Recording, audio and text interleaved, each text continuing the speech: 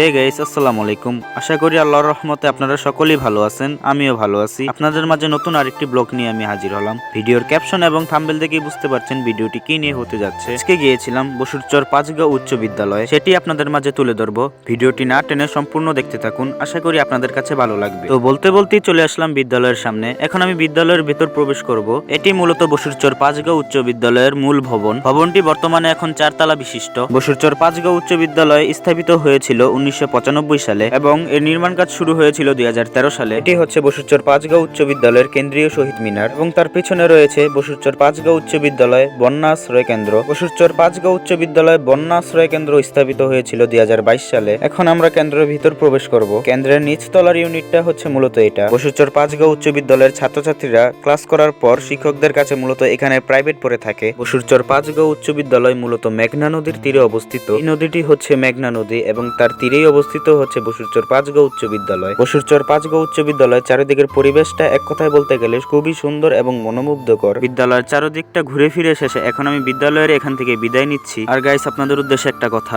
আমি অনেক দূর দূরান্ত গিয়ে আপনাদের জন্য কষ্ট করে ভিডিও করে থাকি। পর ভিডিওগুলো 1 ঘন্টা যাবত এডিটিং এবং ভয়েস দিয়ে আপনাদের মাঝে শেয়ার করে থাকি। আপনাদের কাছে একটাই অনুরোধ, দয়া করে আমাকে একটু সাপোর্ট এবং ভালোবাসা দিয়ে থাকবেন, যাতে করে আপনাদের মাঝে আরো সুন্দর সুন্দর ভিডিও দিতে পারি। আজকের মতো আমি এখানেই বিদায় নিচ্ছি। সবাই ভালো থাকবেন, সুস্থ থাকবেন। আসসালামু আলাইকুম, আল্লাহ হাফেজ।